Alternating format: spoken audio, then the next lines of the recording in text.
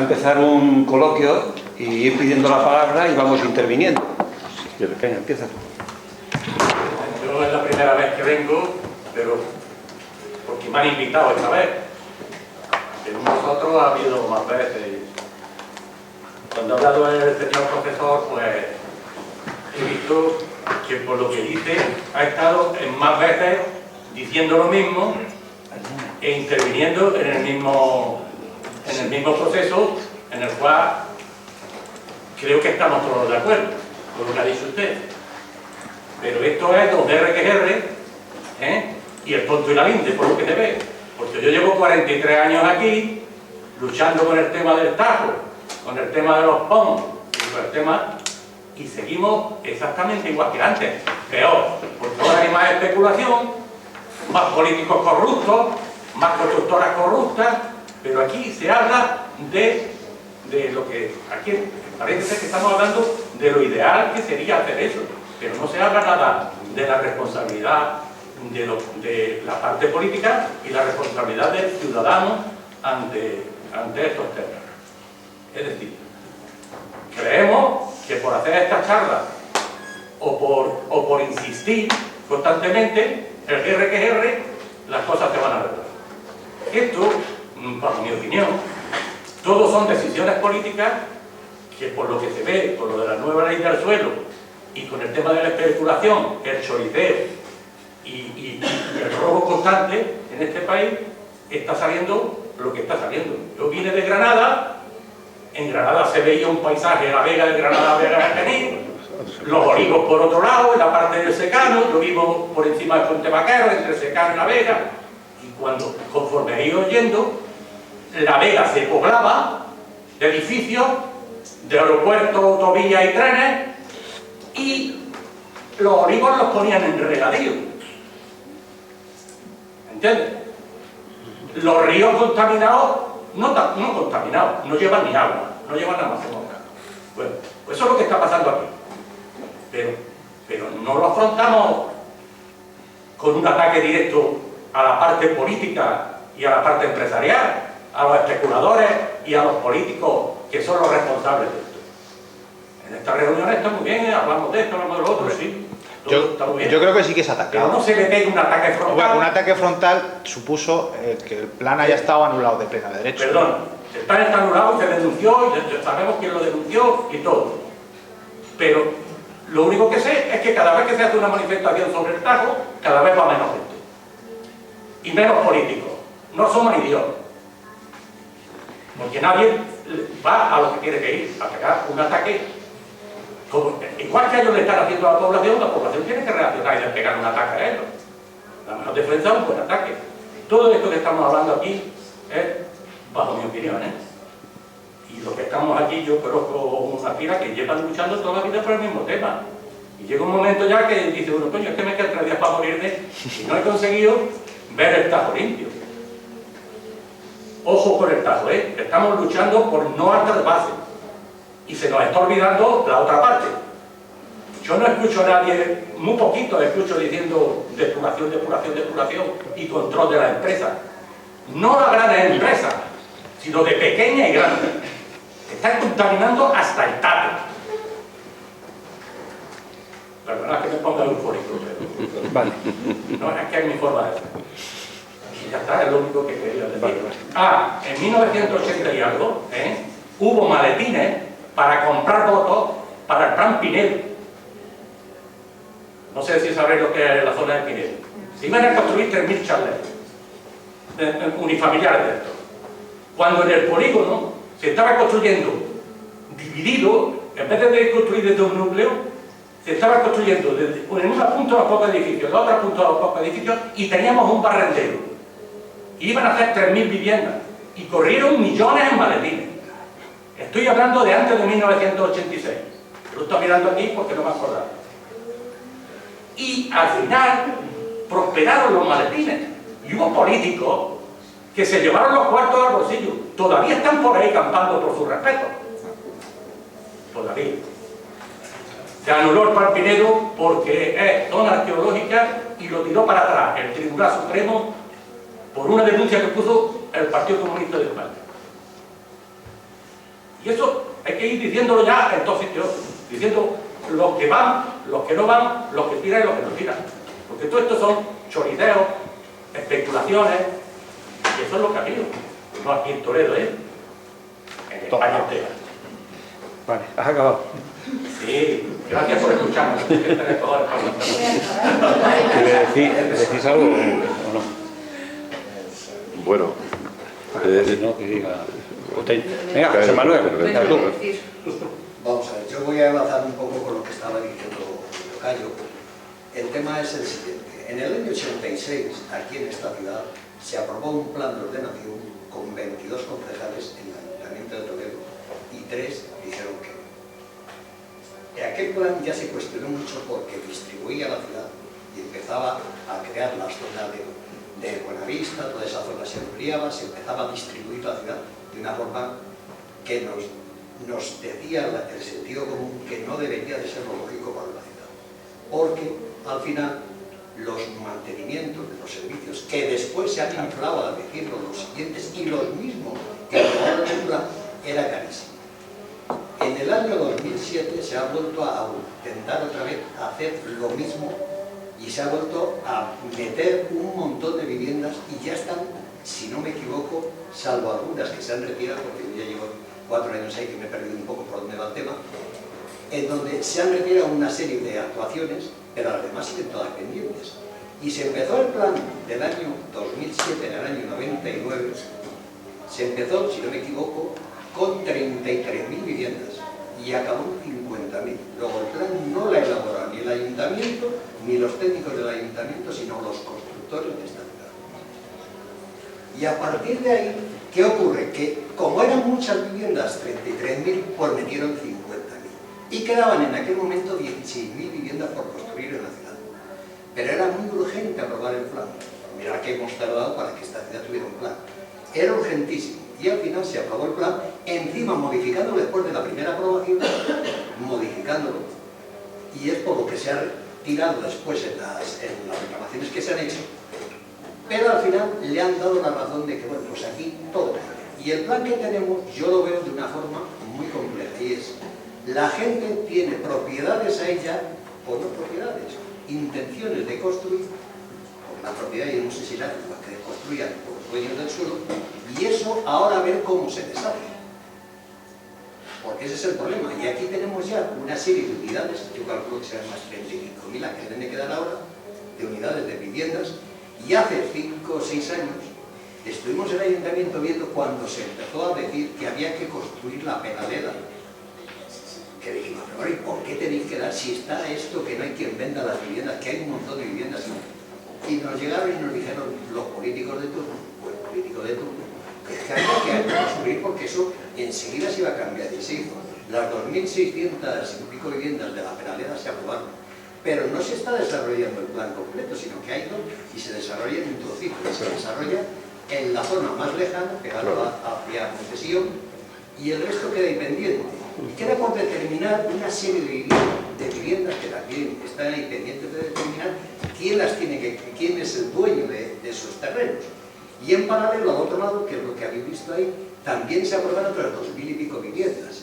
Y además se da otras 6.000 viviendas en Pinedo, para que también se tengan que llegar y empezar a construir. Pinedo, de todas formas, ha metido ya camiones ahí, la finca, a hacer calles y demás. Y modificando inclusive los planes de actuación de esas unidades. Aquí hay arquitectos que lo deben de conocer, y al final llegas y dices, esto es de locos. O sea, estamos diciendo que es una ciudad cara y seguimos extendiendo más cara. Y si os dais cuenta, estamos hablando de que se tiene la ciudad siempre hacia afuera, con lo cual nos ha creado un conflicto de convivencia en esta ciudad donde los autobuses nos cuestan el doble de lo que deberían de costar.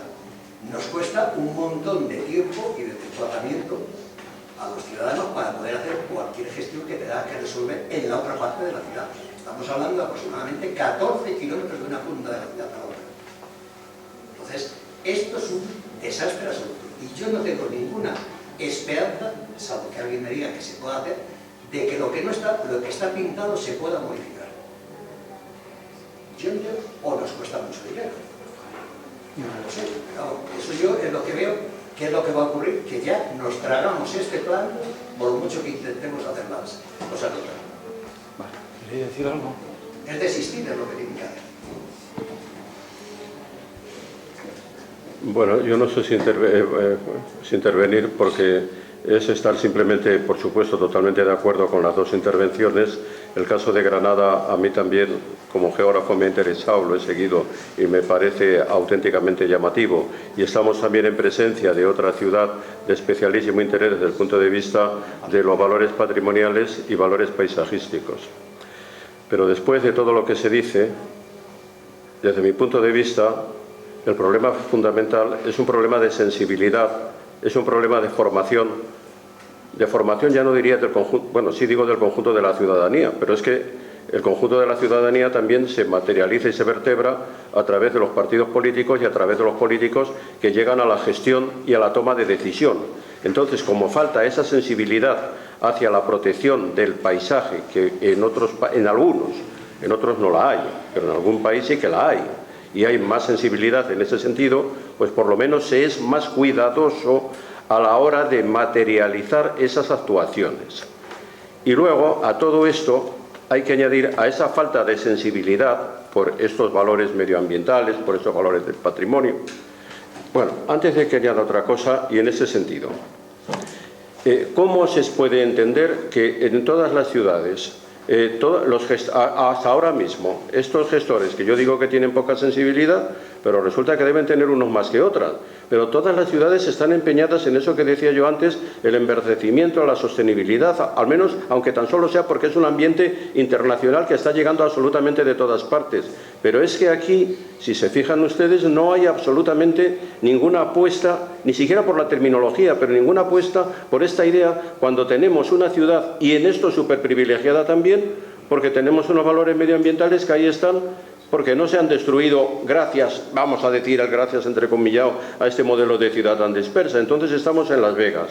Volvemos otra vez al tema de Las Vegas. Pero el tema de Las Vegas, pues conservémoslo, no lo estropeemos, vamos a aprovechar, vamos a hablar de estas ciudades españolas que apuestan por las españolas y europeas, por la Green Capital, es un desafío para ellas. Vitoria ha sido una Green Capital, Vitoria ha transformado toda su periferia con toda una serie de huertos urbanos y de espacios naturales que ha recuperado materialmente. Pues si es que aquí lo tenemos casi, algunos de esos paisajes, algunos de esos espacios todavía se puede actuar sobre ellos y se puede mejorar con cierta facilidad. Pero fíjense, en este es el caso de las sensibilidades. ¿Falta la sensibilidad? ¿O falta estar imbuido? No sé, es como no enterarse de lo que se está haciendo en el mundo. Es como cuando en el 2007 se aprueba este POM sin tener en cuenta que en el año 2000 es cuando se elabora el Convenio del Paisaje Europeo en Florencia, y que es cierto que hasta febrero no lo aprueba el gobierno español, del 2000, no lo ratifica el gobierno español, pero en cualquier caso ya hay esa sensibilidad, ya se está hablando mucho del paisaje,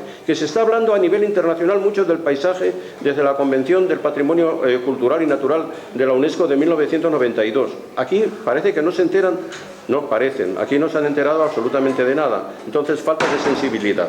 Falta de sensibilidad. Un tema, falta de sensibilidad. Pero luego hay otro. Y yo no entraría ni en corrupciones, ni no corrupciones, ni en corruptela. Nada. Yo no entraría absolutamente en nada. Ni en maletines, no entraría en nada. Simplemente que los gestores de la ciudad, de los ayuntamientos, ya no hablo aquí de Toledo ni muchísimo menos, lo único que quieren es tener una fuente de ingresos segura e importante. Y esa fuente segura e importante es la especulación del suelo. Porque cuando hablamos también especulación, especuladores, a veces sí que es cierto, y ahí están, claro que hay especulación y claro que hay especuladores, pero lo que parece un poco más, no sé, debían ser un poco más cuidadosos, es que desde la gestión pública, de lo público, debería haber esa sensibilidad, ese cuidado para buscar otras fuentes alternativas o hacer otra forma de gestión, no la gestión fácil de crear suelo urbano, porque esa es la fuente de riqueza. O sea, no podemos llegar a ayuntamientos, pongo otro ejemplo toledano, dentro de eso que yo llamo el área metropolitana de Toledo, Magán tiene el 40%, ahora tiene el 40% de sus viviendas son vacías. encabeza, está en, no sé en qué posición, el quinto o el sexto, en los municipios españoles con más vivienda vacía. Ha habido una salvaje especulación, pero hay no de especuladores, dicho así por así. El primero que, no sé, son los responsables de los ayuntamientos, que no es que especulen, sino simplemente es que encuentran la forma facilísima de hacer frente a sus necesidades, a su aprovisionamiento de dinero con el suelo urbano. La biblioteca cierra a las 9. Gracias. Bueno, vamos a seguir un poquito. Aguantamos hasta que nos dé, porque está esto interesante. Yo estoy completamente de acuerdo con lo que se ha dicho aquí, estoy muy de acuerdo con todo lo que has hablado tú también, pero llegamos a un momento en el que tenemos un problema, y es un problema que creo que va más allá de el decir tenemos que proteger las vegas, tenemos que proteger el paisaje, tenemos que proteger todo lo protegible, las águilas perdiceras, etc. Estoy completamente de acuerdo, pero entonces vamos a lo que decía aquí, no sé su nombre, José Manuel, es que están construyendo muy lejos, porque si tengo que proteger la vega, si tengo que proteger el paisaje, me tengo que ir lejos.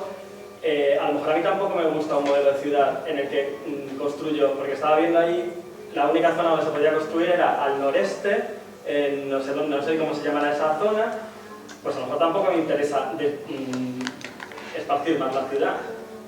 Y si vamos a ir al modelo de ciudades ya supramunicipal, construimos en Magán, construimos en Vargas, construimos en Layos, pues a lo mejor tampoco me gusta ese modelo de ciudad de 1000 núcleos dispersos. Entonces creo que tenemos un problema y creo que un POM debe solucionar problemas. Un POM no debe ser para que se enriquezcan los constructores o para hacer 67.000 viviendas. Un POM debe ser para decir qué le pasa a Toledo, qué síntomas tiene y cómo lo voy a solucionar. O sea, yo a lo mejor hago un POM, pero no para hacer viviendas. A lo mejor hago un POM para hacer puentes, o para hacer conexiones, o para hacer parques, o huertos urbanos. Quiero decir que vamos a pensar en qué ciudad queremos, cómo la queremos, y a lo mejor no pasa por hacer viviendas. Vamos a solucionar los problemas de la gente y de los barrios que ya están. Porque hemos hablado de que el POM del 86 protegía ciertas cosas, pero hablamos de que el POM del 86 nos ha generado una ciudad difícil de sostener, difícil de mantener, con unos gastos elevados, y me voy a centrar en un caso concreto, con Azucaica, donde tenemos 1000 habitantes, donde no nos es rentable ni un centro de salud. Si Azucaica concretamente está en una vega y está en los conos visuales. Condenamos a Azucaica que nunca puede tener un centro de salud porque no tiene 5.000 habitantes o 10.000 habitantes. No se puede conectar con el resto de la ciudad porque entre medias no podemos construir nada. ¿Va a ser un núcleo aislado siempre? Son preguntas que yo hago. Me parece muy bien todo lo que decimos, pero ¿cómo solucionamos los problemas que ya tenemos? O siempre vamos a estar así. Vamos a poner un candado a Toledo, lo protegemos todo, que me parece muy bien y que estoy de acuerdo, pero entonces no vamos a solucionar nunca los problemas que tenemos y que hemos generado hasta ahora. Creo que estamos hablando de una cosa muy compleja y que tenemos que, en estos debates que estamos haciendo, deberíamos, la propia población, proponer lo que queremos y cómo lo queremos y trasladarlo al ayuntamiento y que se haga lo que la gente quiere, ¿no? A mí me parece lo que pasa es que los intereses creados en torno al negocio inmobiliario son los que son. Y para empezar a cambiar esa situación y que ese mecanismo de financiación de los ayuntamientos no sea ese modelo, la perpetuación de ese modelo, para empezar lo que habría que empezar a cambiar es la legislación básica del Estado. El texto refundido era lotado. El señor Aznar llegó aquí y dijo, venga, vamos a reformar la ley. Y ahora, antes era todo protegido, menos lo urbanizable, y ahora es todo urbanizable menos lo protegido. Es que hay que empezar por ahí, si no, no vamos. No porque... La ley de suelo se cambió en eso. Claro. Eso ya no está así. No. Ahora mismo es todo urbanizable menos lo protegido. Y eso es lo que perpetúa ese modelo que permite hacer dinero en base a la reclasificación del terreno. Financiación y deudas. Porque ahora, como no sea, por ejemplo, aquí, ya verás tú, con todo el IBI que se subió y demás, a ver cómo se devuelve todo ese dinero a quien le habían ya cambiado el suelo de urbanizar el urbano. Si el problema no es la ley, el problema es la ejecución de esa ley. O sea, no es vamos a dejar de construir cuchillos porque podemos matar a alguien con un cuchillo, no. Es vamos a usar bien ese cuchillo, ¿sabes? Bueno, pero tendrá que haber gente, primero tendrá que haber gente para que le vendan los cuchillos, Claro, ¿no? o sea, la ley no es del todo incorrecta. O sea, lo que es incorrecto es su ejecución. Y en Toledo ya es, o sea, haces una ciudad de islas y luego no planteamos ninguna solución. Y el ayuntamiento no plantea ninguna solución. Su solución es construir y construir y construir y construir. Vale, Pero por eso, porque es una fuente de financiación. Espera un momentito. realmente están- Espera un momentito. Vamos a ver, es que habían pedido la palabra dos personas. Entonces, hablar, decirlo rápidamente, lo que sea, para una intervención breve. Me parece que lo habías pedido tú, ¿no? ¿O no? ¿O tú? Bueno, pues sí. A ver, Y acabamos ya, ¿vale? Lo que queráis hablar. Uniéndome a las últimas intervenciones, creo que es que Toledo es una ciudad condenada a morir de éxito. A morir de éxito, me explico. Es tan bonita que vamos a respetar los conos. Como respetamos los conos, tenemos una sociedad totalmente insostenible. Bilbao son 400.000 habitantes en 28 kilómetros cuadrados. Toledo tiene un término municipal de 232, si no me falla la memoria, kilómetros cuadrados, con 80.000 habitantes. Es imposible tener una ciudad en el siglo XXI con la competitividad del siglo XXI con tan poquísima densidad de población. Es todo carísimo. Bélgica es un país como la provincia de Toledo, Ciudad Real, en extensión, pero con 11 millones de habitantes. Ahí todo es rentable. El transporte público es rentable. Puedes hacer trenes y todo es rentable. ¿Por qué? Porque hay gente que lo usa. Aquí lo que hablamos antes del autobús, lo que José Manuel, lo que me ha dicho, es que es imposible que el autobús en Toledo pueda ser rentable. Entonces, claro, hay momentos, hace poco hubo una entrevista de Gabilondo a Norman Foster en el que decía que las únicas ciudades que tienen futuro son las compactas. Habla de Copenhague, por ejemplo. Habla de ciudades que realmente, pues que puedas vivir, que los gastos, entonces, es a lo que voy, yo creo que estamos condenados a morir de éxito. No se puede tocar la ciudad, por tanto, nos alejamos. Como nos alejamos, el gasto en mantenimiento es brutal. Como el gasto en mantenimiento es brutal, es muy difícil intervenir en la propia ciudad porque se nos va el presupuesto en pagar. Entonces, yo no soy experto. Yo soy profesor de música normal y corriente. Pero veo poco, o sea, a mí me gustaría escuchar propuestas, decir, bueno, la solución la vemos así. Se podría intentarlo en el casco histórico, el primario casco histórico, por supuesto, pero claro, tampoco puedes obligar a la gente luego a vivir en una ciudad en la que nos molesta el coche. Yo recuerdo Constanza, en Suiza, que podías aparcar el coche dentro del casco histórico. En Gante puedes aparcar dentro del casco histórico. En Brujas tienes un aparcamiento brutal. O sea, no puedes pretender que la gente viva en el siglo XXI como si viviéramos en la Edad Media. No, pero si eso no se ha planteado, lo que a lo mejor no es normal es que hace, por ejemplo, 15 años o 5 años entraban 30.000 coches de fuera al casco histórico de Toledo. 32.000, cosa que ahora esperemos que se vaya recortando un poco, que todavía no se ha recortado el Claro, pero una familia claro, si yo, no, que me vas a contar a mí, si yo vivo en el casco, y tendrán que darme prioridad a mí que vivo en el casco. Sí, por supuesto, pero a lo que voy es, no se puede decir a la gente, suba usted una caja de 12 litros de leche a pulso o dejas el coche en el parking y te recorres 800 metros, pues eso, con 12 litros a pulso. Es que al final la gente dice, pues me voy fuera. Es a lo que voy, que... ¿Tú sabes por qué yo vivo en el casco y no tengo ese problema? ¿Por qué? Pues por lo mismo que no tienen problema la mayoría de mis vecinos. Porque tienen un garaje pequeño, más o menos pequeño, que la mayoría de los vecinos míos tienen una plaza de garaje. Y si no, tienen una tarjeta verde, que lo dejan en la puerta de su casa y punto. Espera, que había una mujer ahí al final que había pedido la palabra. Como estáis hablando de distancias... Breve, por favor. Como estáis hablando, se está hablando de distancias y este desparrame de islas, como bien habéis dicho, yo puedo decir que tardo, yo en el polígono, tardo en llegar a Madrid 75 minutos, los mismos que tardo en llegar a Buenavista en autobús. Vale. Bueno, ¿queréis acabar ya? Bueno, va a acabar... Bueno, voy a decir casi una anécdota, porque desde luego el tema es tremendamente rico y desde luego nos daría para un debate muy largo. No, yo simplemente lo que iba a decir es muy concreto. Es que ese problema que tú me permites que te tutee, que tú señalas, se resuelve en muchas ciudades. Un ejemplo es Friburgo, sin tener coche. Y ahora me explico por qué no tienen coche. No tienen coche porque existen compañías, empresas, que sí tienen coche y que facilitan al vecino en el momento oportuno, el coche se lo ponen en la puerta.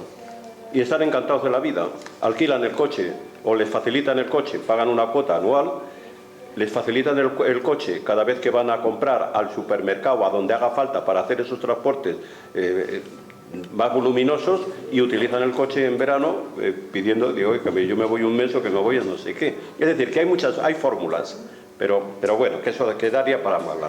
No, pues es muy interesante que aparezcan las fórmulas. Bien, bueno, bien, pero pero es que ya veis que no tenemos tiempo. Vamos, yo por mi parte encantado, porque son temas que a mí me apasionan y me encantan. Bueno, vamos a ver, acabamos ya. Gracias por vuestra participación, a vosotros también. Recordaros que el próximo viernes tocamos precisamente el PON, que ya se ha hablado aquí ahora, y el conjunto histórico de Toledo. Y deciros que en la puerta hay una exposición de cómo está afectando el amianto a los vecinos del polígono, a la ciudad de Toledo. A la ciudad de Toledo, ¿cómo nos está afectando? ¿Lo he dicho bien? Perfecto. Vale. Es que dicen que no es un tema del polígono.